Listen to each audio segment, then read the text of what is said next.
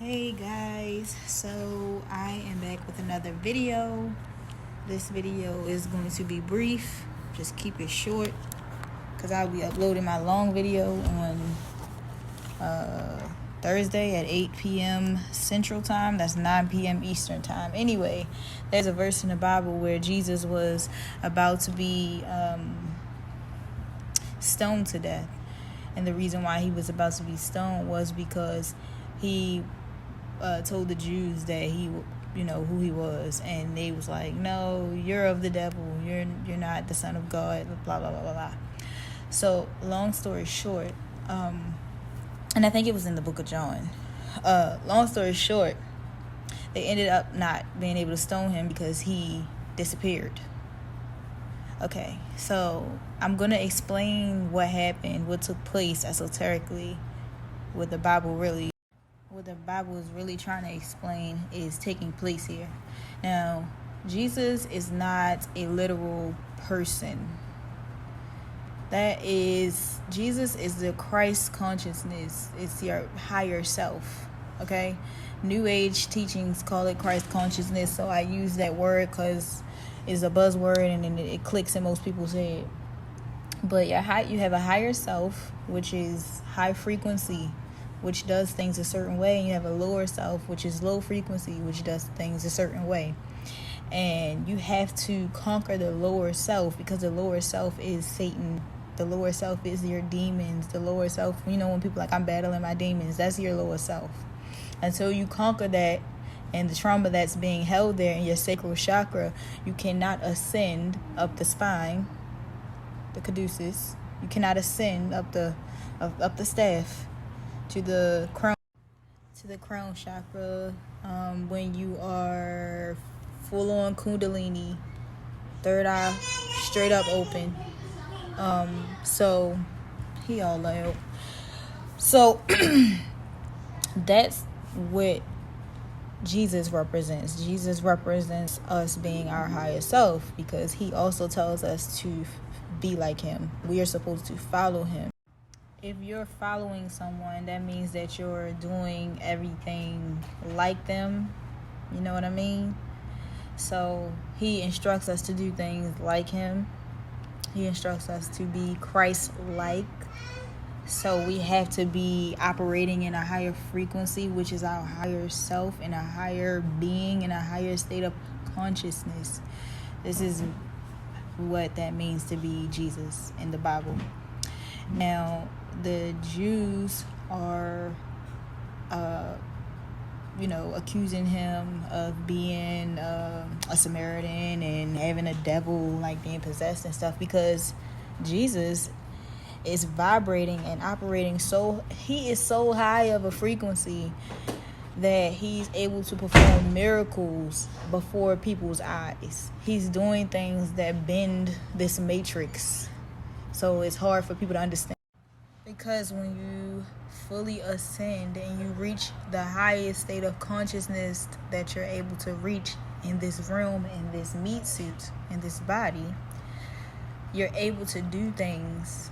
You gain psychic abilities. You gain clairvoyance. You gain clairaudience. You gain telekinesis. You gain things that people who don't understand the system that we're living in, the computer game that we're living in, this kind of stuff is, you're a demon. You're possessed. I mean, what human can levitate? So they're not even, fully comprehending that you don't have a demon. There's no demon. There's no devil. The devil is inside of you. The devil is your lower self. So when reading the Bible, we have to understand that not even just the Bible, any of these holy books that were written as guides for us to live by, for these religions that were created by men, all of these books are talking about the same thing. And what you have to understand is,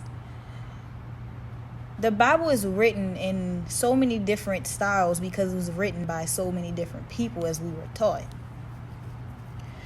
But in actuality, only a few select people wrote the Bible, and one of them was Shakespeare.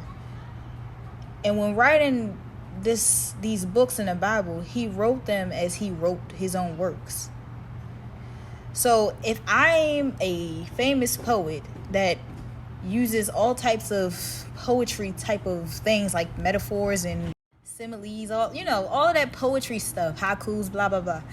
If I'm a world renowned poet and I'm writing something about something, and I want to write it romantically, and I want to write it in a way where it tells dual stories, or I just want to be creative in my writing style, then I'd write the Bible when I'm talking about the true meaning of life. I'd write the Quran. I'd write the Talmud. I would write the I can't think right now. The Kemet, the Book of the Dead. I write those things if I were those people, to inspire and to. But see, we've been dumbed down so much. We've been lied to so much. We've been manipulated so much. We don't think. They think for us. And because of this, the books that they gave us to tell us about life have ended up becoming literal books.